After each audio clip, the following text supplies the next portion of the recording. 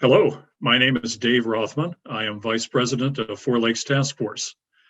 We're preparing to restore 4 dams and lakes after a disastrous flood in May of 2020 on the Tittabawassee River in central Michigan. This video is about the flood studies that we commissioned as part of the restoration effort. There are 2 major questions to ask before restoring the dams.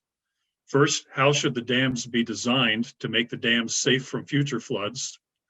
And secondly, how will restoring the dams affect people and property downstream in future floods? So we started the dam study, or the flood study, to answer both questions. The design of dam spillways depends on how much water must safely flow through the dams in future floods. And we want to make sure that restoring the dams is not going to make flooding worse downstream of the dams. A flood study begins with understanding how much rain has fallen or can fall in any given geographic area. The next step is understanding how much of the rain will run off the land into streams and how fast that will happen. Finally, the study estimates the floodwater flow rate, which is the rate that floodwater will arrive at a dam or some other downstream point. When designing a dam, the rate of water arrival is used to determine the spillway capacity that's required for safe dam operation. In the case of our 4 dams, this means designing the spillways to pass the floodwater through the dams without dam failure. The goal of this video is to briefly explain how these studies are performed and then how they're applied to our dam rebuilding plans. You will hear from experts in various disciplines involved in flood studies, including Ron Hansen from the Spicer Group, who will talk about the key activities in our study.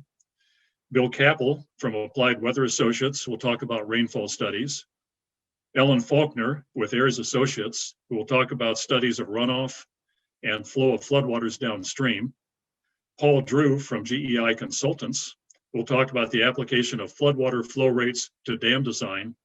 And then Ron Hansen again from Spicer Group will conclude and talk about the next steps. So I'll turn the webinar now over to Ron Hansen. Thank you, Dave, and welcome all to the video. Thank you for taking time to understand the effort of the Four Lakes Task Force to restore the lakes. The top priority in this restoration effort is dam safety. Repairs and reconstruction of the dams must be done safely so we can reduce the risk of dam failure in the future. The first step in reducing this risk and reconstructing the dam safely is to understand the probability of extreme storms that could occur, select an extreme storm event as a design storm, understand the risk associated with this storm, have acceptance of the risk, and then construct the dams to withstand this extreme design flood event. So in general, when designing the dams, we will understand rainfalls in our region. We will understand how these rainfalls create an increase in the flow of water at the dams, and then design the dams to safely pass this flow of water. The dams cannot prevent flooding for these extreme events. The objective of dam safety is not flood protection. The objective of dam safety is to make sure that the dams stay intact during the extreme floods. So many of you have heard of the 100-year storm. For dam safety, we are evaluating storms like the 1,000-year storm, the 5,000-year storm, and what is known as the probable maximum storm.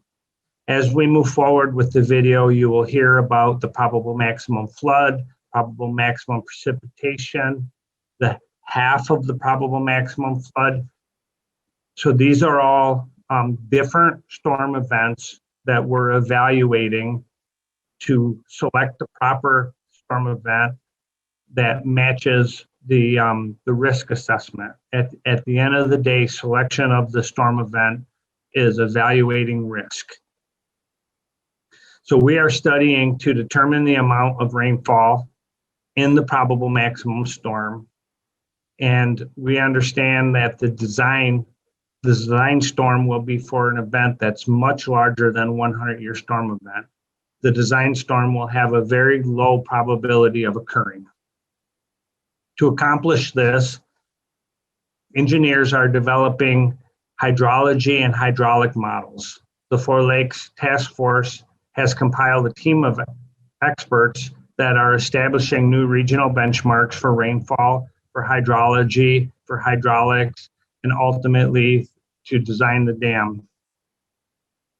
When it rains, a portion of the rainwater will run off into the streams and rivers. A portion of the rainwater will soak into the ground, and a portion will evaporate. Hydrology is the study of how the water will move. Hydrology models that give considerations for runoff and infiltration into the ground and evaporation are being developed for the watershed and will culminate in the establishment of a volume and a rate of runoff that will flow into the Four Lakes for various rainfall amounts. The hydrology model considers contributing area of the watershed, the land use, the ability for the soil to infiltrate water into the ground. It looks at the hydrological cycle. At the conclusion of the hydrology study, each dam will have a design inflow hydrograph, and you will hear this throughout the presentation. This is the flow of water that comes into the dam that has to be passed through the dam and then conveyed downstream. To properly design the dam to convey this water, hydraulic models are developed, and the team currently is developing hydraulic models, which is hydraulics is the science and technology to calculate the conveyance of water. When we talk about the dams, water is conveyed across spillways, through weirs, through gates, through the physical features of the dam. These features of the dam must be properly sized to convey the water for the design flood event, the inflow hydrograph. So with the hydrology models, we will understand the volume of water and the rate at which the volume must be conveyed. With the hydraulics, we will understand the physical features of the dam, spillways, gates, make sure they're properly sized so the water can be conveyed, the dam does not overtop, and it stays intact for the selected design storm. Initial findings of the Four Lakes Task Force are that significant increases in spillway capacities are needed. The Four Lakes will be publishing an initial study in May, and the study will highlight these increases. For example, prior to the failure of the Edenville Dam, its spillway capacity was approximately 20,000 cubic feet per second. The study is planning for the repaired or reconstructed Edenville Dam to have a spillway capacity of 52,000 cubic feet per second. All of the dams with the Four Lakes Task Force plan will see an increase in their spillway capacity. Now I'll turn it over to Ellen Faulkner to talk about hydrology. Thanks, Ron. My role on this project is to help define the size of the floods that the dams are going to have to be designed for. And we actually talk about the size of floods in several different ways. The one that the public is probably the most familiar with is the flood stage, which is just how deep or how high the water is going to get at a certain location. That's what you'll hear about when you hear a flood warning or hear that a floodplain has been designated in a certain location. Actually, engineers and designers frequently talk about the discharge of the flood, and that is actually the rate of flow past a point per unit time. And in this country, we talk about cubic feet per second, and we talk about that when we're designing something that water has to go through, like a bridge opening or a spillway gate. And then the third way that we talk about the size of floods is how rare they are. It's familiar to everybody probably to talk about the 100-year flood in terms of floodplain zoning, or maybe the 500-year flood for a really big event. We talk about annual exceedance probability, which is just the inverse of that year value. It is the probability that that flood will actually be exceeded or occur in any given year, like this year. And actually, as we move through this discussion and through this project, we're going to have to look at all three different ways of considering a flood. I did show just a picture here of how all these three different ways of visualizing a flood fit together. This is one bridge on 2 different days. On the picture on the left, it's experiencing a pretty common event, something that happens 90% of years. The flood stage is 762 feet above mean sea level, and the discharge is about 8,500 CFS. On the right is a much more exciting flood. It's gotten another 13 feet higher up to elevation 775. We're looking at 57,000 CFS. And the annual exceedance probability of this is only about 5%. So it's a 20-year flood. And again, we have to think about all of these things, and we can relate them to each other for any given event. So we're going to start for the Tittabawassee River. We're going to start by reviewing what we know from existing data about flooding on the Tittabawassee. This is a picture of what's called a flood hydrograph. It's a time series of flows at a particular location. This is actually in Midland, so quite a ways downstream of our dams. And it's for the month or the second half of the month of June 2017. And probably a lot of people watching this lived through that month and know that that was a really big flood in Midland. And what we're trying to show here is that if you were just predicting the average flow that occurs in June in Midland, you would be looking at the values represented by the dashed blue line all along the bottom of the plot there. But what happened in the second half of that particular June was much, much more severe. In fact, we see that this river is capable of creating a flood that's 35 or 25 to 30 times as big as the average flow in June. Now, this only gets us started. This is a guide for what we're looking at our dams, but we don't want to design for something that's already happened. We want to be sure that we design for something that could happen, which is probably significantly worse than anything in anybody's living memory right now. So what does determine how big a flood can get? The most important part of it is the rain, but also, of course, what the rain falls on matters a lot. How big of an area is contributing to the dams matters. What kinds of soils, how steep the watershed is, how well developed the stream network is, and then things that change over time. Nature is messy. Some days it's icy, some days it rained yesterday, so the soils are saturated, and all these things play into how big the flood can get. We are going to start by talking about the rain. We actually look at the rain in two different ways. One is the probabilistic approach. The other is to kind of put a ceiling on it by looking at how big can a rainstorm get. And that's what Bill Capel from Applied Weather Associates is going to talk about next. Thank you, Ellen. And our job at Applied Weather Associates is to try and quantify that rainfall amount that could occur over this basin or any portion of the basin and result in a significant flood event. So our job is to develop what's called probable maximum precipitation. It's a theoretical upper limit of the maximum amount of rainfall that it could occur at a given location at a given time of the year over a given area size. Now, because this is a theoretical upper limit of the most rainfall that Mother Nature could ever produce at a given spot, we have to utilize several processes to try to figure out what that amount could be. We do that by looking at past extreme rainfall events, not only in the basin of interest, but also in regions around the basin of interest, where we basically trade time for space, because it's very unlikely that the actual probable maximum precipitation event has ever happened over this basin and been recorded. And so we have to make certain assumptions in the process that past extreme rainfall events can be utilized, moved to the basin, and maximized, in other words, increased to the greatest amount of rainfall that could ever occur for that particular storm, and then combined with other storms that were of extreme extent and put together as one design storm. And that PMP, or probable maximum precipitation design storm, is the input that we provide to the hydrologists, such as Ellen, to model and turn into a runoff and a flood volume, a flood amount, and flood timing.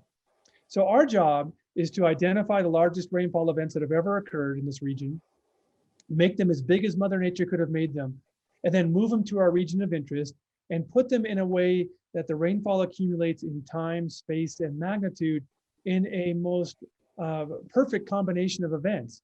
Basically trying to theorize, this is the most amount of rainfall that could ever occur in this location. And if these dams can handle that amount of rainfall over this time frame in this watershed, we should all be safe. So our job is to base that information on observed storm events and analyze those storm events as accurately as possible. Now, we've been doing this for more than 20 years, and in fact, have done hundreds of these types of studies all over the world, including many right in this region. So we at Applied Weather Associates have extensive knowledge and experience, not only analyzing the largest storms that have ever occurred in this area, but also applying them specific to this type of design and infrastructure and use as input for hydrologic modeling. We have analyzed storms all over the states of Michigan and Wisconsin and Minnesota and all the upper Midwest, and have applied them and maximized them just in these types of studies. And we'll be providing that information as provided before, just for this type of work. Now, we also do a lot of work to make sure that the values we come up with are reasonable and consistent. There are a number of processes that are involved to check and make sure the spatial, temporal, and magnitude of accumulations are reasonable, to make sure that the maximization of those storms makes sense, and that we're not violating meteorological principles that we know occur in Mother Nature when extreme rainfall occurs. We also do a number of sensitivities and checks against previous work that's been done in the region, both by the National Weather Service, the Corps of Engineers, and others, as well as previous studies that we've completed in the region. So we have sensitivity checks and reasonableness checks in those ways. Another neat and unique aspect of this study is that we're going to look at these storms not only from a deterministic perspective, in other words, a specific value, but we're also going to convert those into a probability perspective where we can see just how rare these rainfall events are over a given time frame. Because given the risk and consequence of these infrastructure that are being designed, we want to make sure that we're not over designing, but we certainly want to make sure we're not under designing. We want to get it just right. And that's our job. And we use these storms in the past, analyze them as they've occurred, maximize them and put them together to come up with the deterministic side, and then utilize the probabilistic side to help put a perspective on just how rare or how infrequent this probable maximum precipitation rainfall event would be for this region. As we do that, there are a number of deliverables that are very important that come out of our work. Obviously, we provide the rainfall data in accumulation in time, space, and magnitude, but we provide it in a way where Ellen and her team and others involved in this project can look at it in lots of different ways, in lots of different possible combinations to make sure that we've got the worst case, yet physically possible rainfall accumulation scenario provided, and that we're designing properly to that. And we're also quantifying the areas of uncertainty so we can reduce risk and we can make sure we better understand the processes that are involved in converting rainfall to runoff throughout the whole region. In addition, we provide extensive documentation so that after this study is done, people can go back, they can recheck our work, they can validate what's been done, and more importantly, they can apply updates as needed as new information comes online or if other changes are needed in the future. All those aspects come together, and putting this team together to put all the pieces into one place and make sure that we're putting an output that's usable and accurate and reducing risk and uncertainty is the goal of what we're doing. And our job with the rainfall is the first step in that process. Now we have our rainfall, which we call the design storm.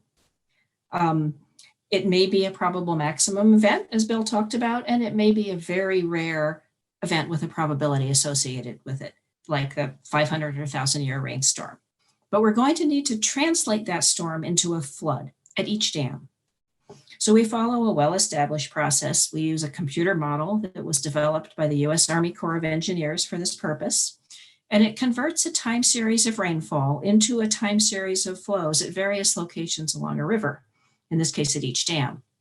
The model uses a set of mathematical functions to describe hydrologic processes like water infiltrating into the soil and some of the water not infiltrating and flowing straight into the streams, water traveling down the streams, collecting in the reservoirs and passing through the dams. It can also simulate snowmelt. If necessary, it simulates the contribution of groundwater and all of the components that go into making a flood. But all of these functions have to be calibrated.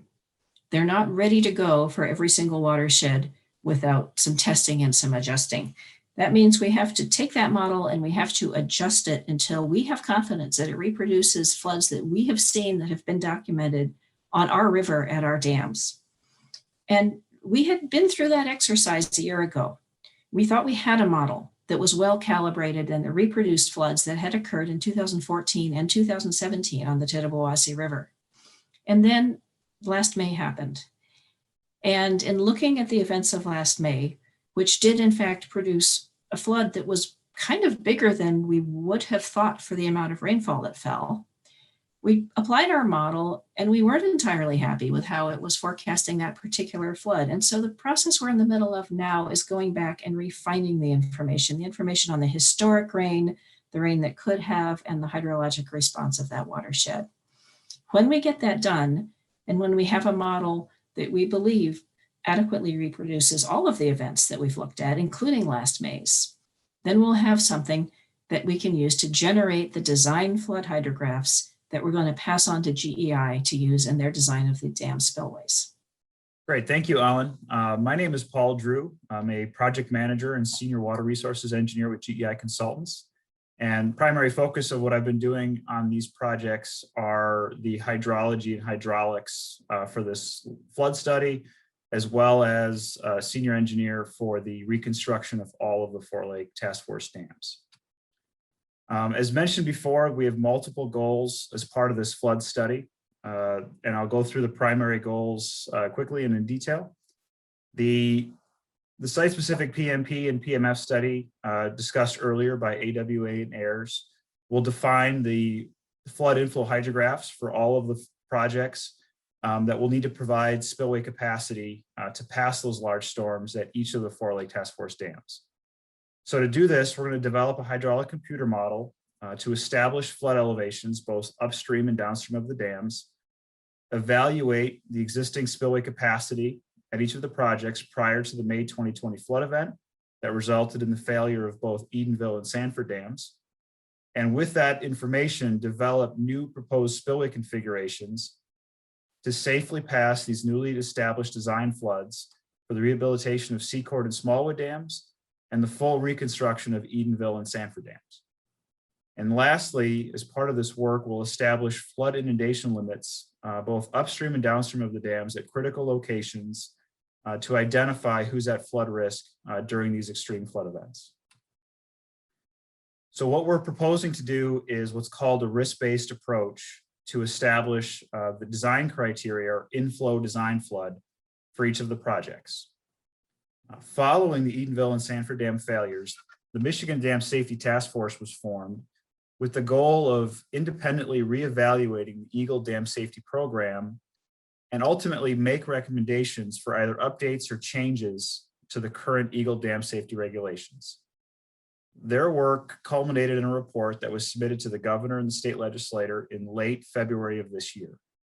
And as part of that recommendation, the goal was to update their current dam safety regulations in accordance or following the FEMA Model Dam Safety Program guidelines for selecting these design storms. And according to FEMA, there's multiple ways of selecting the design storm, and it basically involves trade-offs trying to balance multiple objectives. The first is safety to the public. Second is the resources of the dam owner. Third is maintaining the credibility of the regulator, who represents the interest of the public. And lastly, is assessing the public's desire of having the dam impoundment in exchange for the inherent risks that come from living downstream of the dam. So as with those goals in mind and those approaches in mind, FEMA has identified multiple approaches to designing the inflow design flood based on a variety of situations. The first is a prescriptive approach. And this is solely to evaluate the dam based on the hazard potential. And what a hazard potential means is there potential for either loss of life or extreme environmental or economic damages in the event of a failure? This was highlighted, obviously, in May of last year when Edenville and Sanford Dam failed. And so following that prescribed approach, the current state of Michigan requirement is a half probable maximum flood, or the half PMF. The second way is more site-specific, is evaluating a site-specific PMP and PMF. And that's exactly what AWA and AIRS are currently doing to develop those new rainfall totals, as well as developing half PMF and full PMF hydrographs. The third way is looking at an incremental consequence analysis. And what this does is you develop an IDF by identifying the flood where the downstream consequences with and without a dam failure are not significantly different. illustrated on the figure in the upper right on the slide is showing that in the cases of extreme flood events, sometimes if there's already flooding downstream prior to a failure, that sometimes those consequences don't create any new incremental hazard. This is also illustrated at Sanford Dam. The photograph in the bottom right shows that there was significant flooding downstream of Sanford Dam prior to the overtopping and failure. So the goals of an IDF study or an IDA study is to compare these incremental consequences if a dam fails, identify structures that would be impacted during a failure or not during a failure, and determining if there's little benefit in designing to a larger flood if there's no additional incremental hazard downstream of these dams. And the last approach is using a process called risk-informed decision-making, or RITM. RITM requires a site-specific evaluation of probability of the hydrologic events, as well as the performance of a dam during those events. And with that information, you evaluate in detail the social, economic, and environmental consequences of failure. And we break this down into two main components. As we mentioned before, is understanding the incremental consequences of a dam failure versus no failure, i.e. what storm event provides no new incremental consequence. And secondly, the probability of the storm causing that dam to fail. And this IDF is selected as the design flood, which assures that a given level of tolerable risk is not exceeded based on the downstream incremental consequences. And so this process, the dam owner and regulators have the ability to cooperatively assess the marginal value of increasing the levels of flood protection, while also balancing the capital investment and risk reduction across multiple potential failure modes. The Four Lake Task Force, as well as GEI and Spicer, is progressing with these studies and will ultimately present a selected design storm based on a risk assessment and provide this information to EGLE for concurrence. So with that information, knowing that these studies are still in progress, but we're also progressing with 30% designs for not only costing and budgeting planning, we developed an interim spillway capacity requirement until those processes and those studies can be completed. And what we're looking at is a more conservative design storm, greater than the current half PMF that's required by EGLE. And once we progress our 30% designs with these flood studies becoming final, at that point, we'll adopt that new design storm and progress towards final design. So in addition to the design storm, we're also currently evaluating the existing conditions prior to the May 2020 failure of all four projects, as well as the proposed conditions of what the upgrades are going to be in terms of spillway capacity. So I'll go through quickly in detail what information we have for each of the projects. So existing conditions for Secord Dam prior to the May 2020 failure of Edenville and Sanford, it lacked primary spillway capacity through the Tanner Gate spillway. There is no auxiliary spillway at the project, and water begins to spill over the Secord Lake east shoreline well before reaching the dam. And so there is significant flooding upstream of the project to a lot of the residents on the eastern shoreline of the lake. So the existing spillway capacity is about 7,700 cubic feet per second, or CFS. The Four Lakes Task Force is currently estimating that the spillway requirement is going to be about more than triple at about 21,000 CFS. At Smallwood Dam, similar to Secord Dam, it lacked primary spillway capacity through the Tanner Gate spillway, and the auxiliary spillway is significantly overtopped on the left embankment. This overtopping did occur in the May 2020 flood event. However, we do not consider this adequate for spill capacity for long-term dam safety of Smallwood Dam. The existing primary spillway capacity is about 10,000 CFS, and we're currently estimating the future spillway capacity requirement of being about 24,000 CFS. At Edenville Dam, prior to the failure, again, lacking primary spillway capacity through the former Tanner Gate spillways, there was no auxiliary spillway, as demonstrated of May of last year. And prior to the failure, the total spillway capacity between the Tittabawassee and Tobacco side of Edenville Dam was about 20,000 CFS. The state of Michigan current requirement for Edenville is about 25,000 CFS, but our new proposed spillway capacity requirement is going to be more than double at a greater than 50,000 CFS. And lastly, at Sanford Dam, but also lacked primary spillway capacity through the Tanner gates. It did have an auxiliary spillway in the form of a fuse gate spillway, but it did not initiate during the May 2020 flood event and did not operate as designed. So the current half PMF requirement for Sanford Dam is about 37,000 CFS, and we're looking to upgrade it to nearly 50,000 CFS. So in terms of what these upgrades look like, Secord and Smallwood Dam are very similar. The existing Tanner Gate spillways will be replaced with new crest gated spillways and constructed at a lower elevation to increase spillway capacity. The powerhouses will be decommissioned and turned into low level outlets to pass flow during winter and summer, during the winter and the summer. And we will be constructing new passive overflow spillways on the left embankments at both projects. And those passive spillways will assist in passing these larger design storms. And in addition to the work that we're doing at the spillways, we are stabilizing all of the existing embankments at both Secord and Smallwood Dam. Downstream at both Edenville and Sanford, these are more full rehabilitation compared to the reconstruction that we're doing at Secord and Smallwood. The existing Tanner Gate spillways will also be replaced with new crest gates at a lower elevation. The Edenville powerhouse will also be turned into a low-level outlet. And in the locations of the failed embankments, there's going to be a new passive overflow auxiliary labyrinth spillway that will be assisting in passing those larger design storms. There's also stabilization work that is currently going on at Edenville Dam, both on the Tittabawassee and the Tobacco side, and planned stabilization work at Sanford Dam upcoming and later in 2021.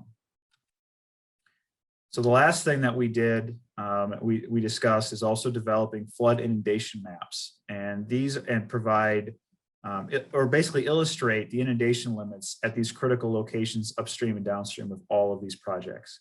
We're able to estimate the number of impacted residential structures for a variety of design storms, and we're also estimating how many structures we're able to take out of the upstream inundation limits because of the added spillway capacity and additional freeboard that we're providing at all 4 of the projects.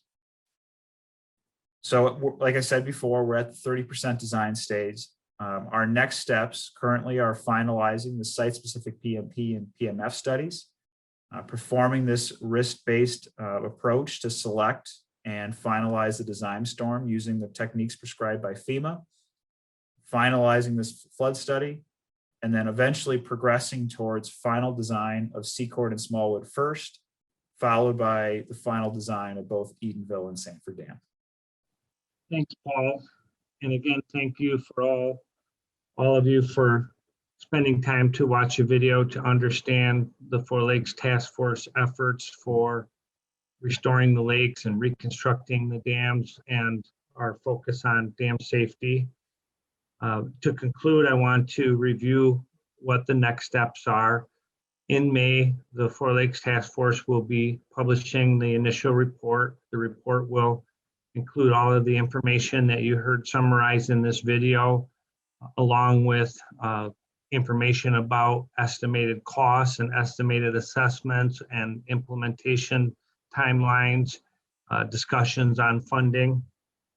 So we'll be sharing that report with the community, with the counties. We'll also be sharing it with the folks at Eagle and the regulators, as well as the the USDA, United States Department of Agriculture, who the 4 Lakes Task Force is working with for financing on the project.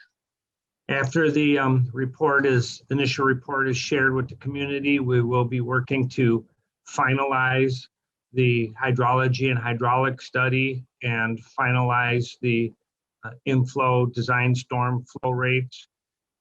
And we hope to have that finalized by the end of the year. And as Paul mentioned, once that is finalized, we will work with the community on the emergency action plan and the flood inundation mapping. We also will be working with the community downstream of the dam to coordinate our efforts along with ongoing efforts for flood mitigation downstream of the dam, including working with the county and the city and downstream stakeholders, coordinating with the Army Corps of Engineers and the USGS on a downstream flood mitigation study.